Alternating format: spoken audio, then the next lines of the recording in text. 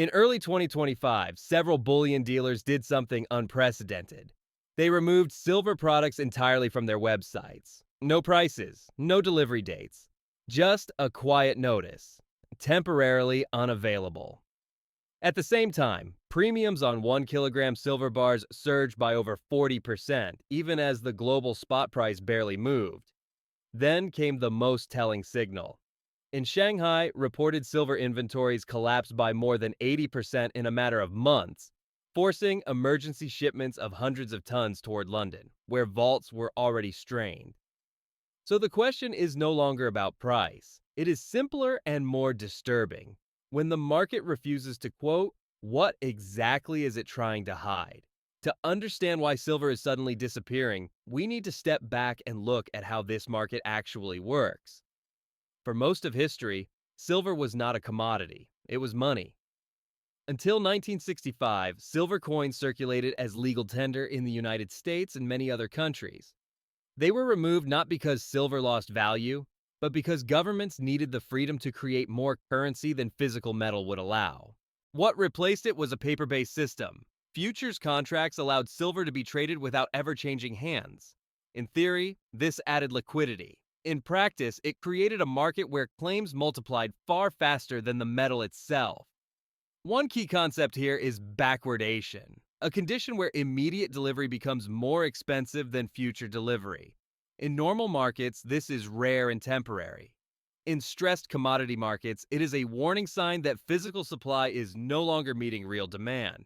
We have seen this before. In 1980, when the Hunt brothers accumulated massive amounts of silver, the price exploded. The response was not to let the market clear, but to change the rules mid-game, restricting purchases and forcing liquidation. Today, the setup is different, but the tension is familiar. Silver is no longer just an investment metal. It is a critical industrial input for solar panels, electric vehicles, advanced electronics, and military systems. Which raises the central question of this crisis. What happens when a metal essential to modern technology is priced by a system that no longer delivers it? At the heart of the silver crisis lies a structural problem that no central bank can solve quickly. Supply simply cannot respond. In 2024 alone, global industrial demand consumed over 680 million ounces of silver, while total mine production and recycling failed to keep pace. The result was a market deficit of nearly 150 million ounces in a single year. This was not an anomaly. It was the continuation of a trend that has now lasted several years, pushing the cumulative shortfall toward hundreds of millions of ounces. Unlike gold, silver faces a unique constraint. Nearly 70% of global silver production is a byproduct of mining for copper, zinc, and lead. This means silver supply does not rise when silver prices rise. It rises only when base metal mining expands, often for reasons completely unrelated to silver itself. Even when new projects are approved, the timeline is unforgiving. From exploration to production, bringing a new mine online typically takes 5 to 10 years. Recycling offers only marginal relief, as industrial silver is often dispersed in tiny quantities that are costly to recover. In other words, when demand accelerates, there is no switch to flip. The supply side is locked in place, rigid, slow, and increasingly insufficient. And this rigidity sets the stage for the next pressure point, demand that cannot be postponed. What makes the current silver shortage fundamentally different from past cycles is not speculation. It is non-negotiable demand. Silver is now embedded in the physical infrastructure of modern economies. Each solar panel requires silver for conductivity. Electric vehicles use up to twice as much silver as conventional cars.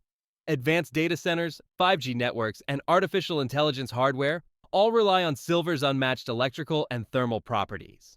In military systems, from guidance electronics to secure communications, silver is not optional. This demand does not wait for prices to stabilize. It moves on production schedules and national priorities. Nowhere was this clearer than in China. Over the past year, reported silver inventories at Shanghai exchanges collapsed by more than 80%. The response was immediate and revealing. Roughly 660 tons of silver were rushed toward London, an extraordinary move that exposed stress not only in Asia, but in Western vaults already operating with minimal buffers. This was not a trade arbitrage. It was an emergency redistribution of scarce material. When strategic industries and governments compete for the same metal, markets change character, price becomes secondary, access becomes everything. And that raises a disturbing question. If silver is this essential, why is its price still being set as if supply were unlimited? To understand why physical silver is disappearing while prices remain subdued, we have to examine the structure of the paper market. On exchanges like COMEX, silver is not primarily traded as metal, but as contracts.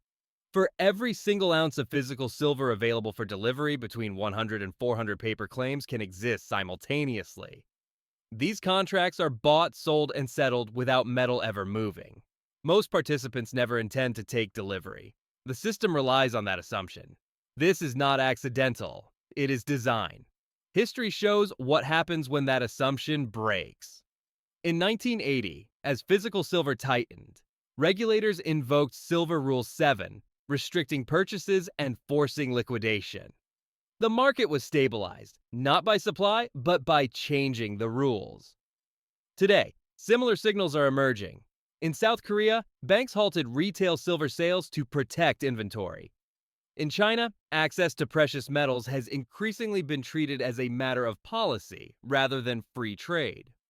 Russia, meanwhile, has spent years converting export revenues into hard assets outside the dollar system.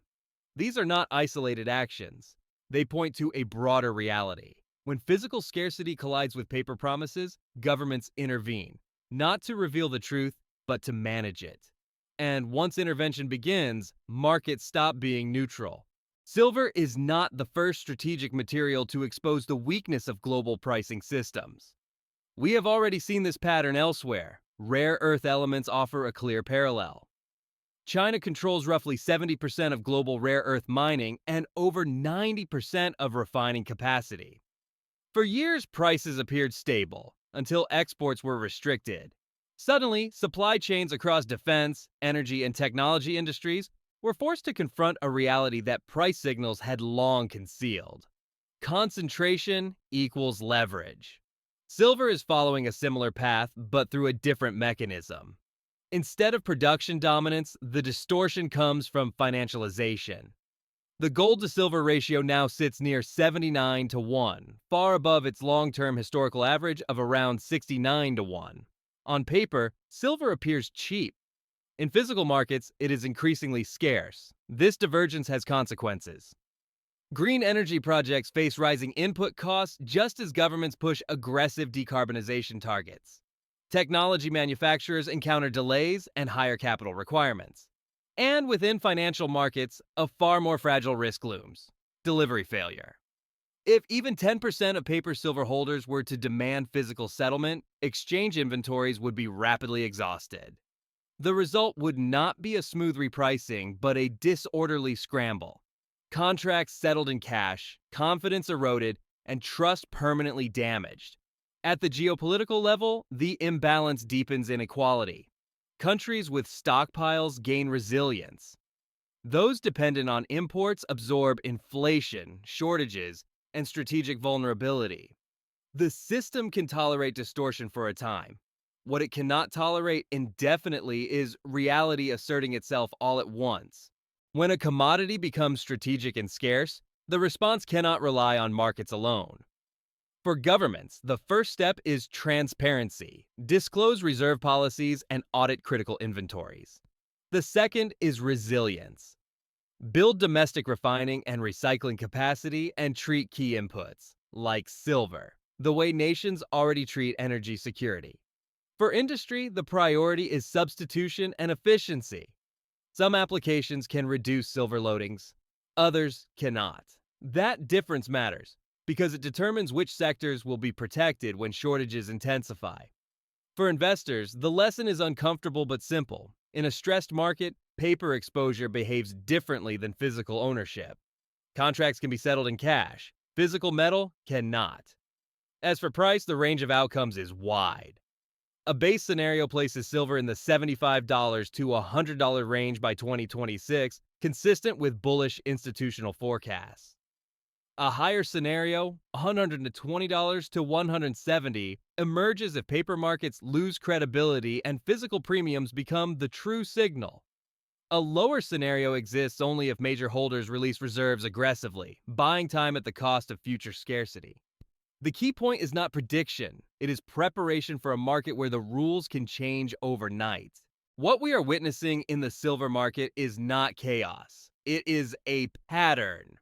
First comes normalization. Financial instruments expand, liquidity appears abundant. Then manipulation. Prices are guided, volatility suppressed, confidence maintained. Next comes constraint. Physical supply tightens, access is rationed, rules quietly change. By most measures, silver has now entered that third phase.